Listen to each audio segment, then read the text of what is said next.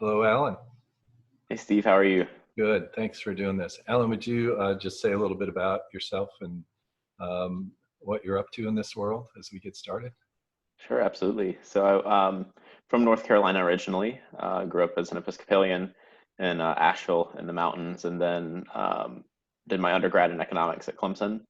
I currently work for the Episcopal Church in our Office of Government Relations and help to lead our church relations side of that. So the office is primarily tasked with representing the church's policy positions to the U.S. government, but I'm sort of the church-facing side of the office to help encourage Episcopalians to advocate as well and use the tools and resources that we have.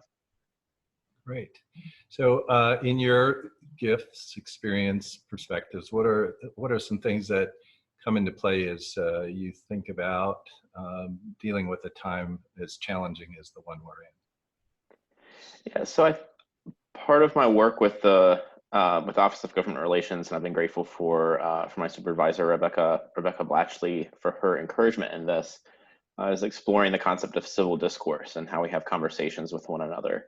And I think some of my experiences, I lived in Haiti for a few years with the Young Adult Service Corps, and working within the Office of Government Relations now, and having to deal with Republicans and Democrats and independents in the church, responding to them, having conversations with them, has helped me um, develop my own skills, and then hopefully share the skills of myself, the skills of others in the church, in conversation and in dialogue, and how that can help us move forward. And I think now, not only in dealing with the response to the current situation from a public policy side, and what our government's doing, but also from the church side, how we're going to grapple with change, how we're going to understand loss and grief, and then of course with our families as well. I think the importance of dialogue and the importance of conversation is heightened. It's really one of the main things that we have right now to connect with one another. in? Yeah. So, what bit of wisdom or advice would you pass on to people as you think about sharing your perspective and what you've learned or what you are coming to know with people who are struggling in this time?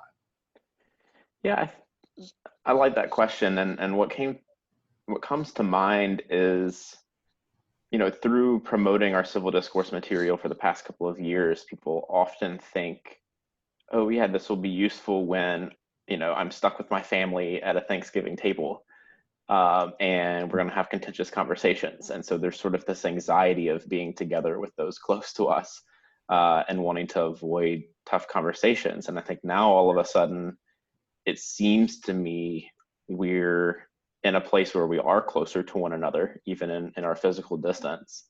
And we are in confined spaces like a Thanksgiving table, but instead we're in a sense expressing gratitude for that. And so it's an opposite position really. And so I hope that people, and myself included, can learn to understand what that means and appreciate that, and think how am I behaving differently? How are others who I'm with how are they behaving differently in this moment, and how can we carry that forward? As the current crisis subsides, I don't think we're going to return back to the normal that we had before. But there might be ways to improve. We may end up in a better position in certain ways, and I think our interpersonal interactions and our dialogue may be one of those places where we'll come out stronger. Great. One final thing.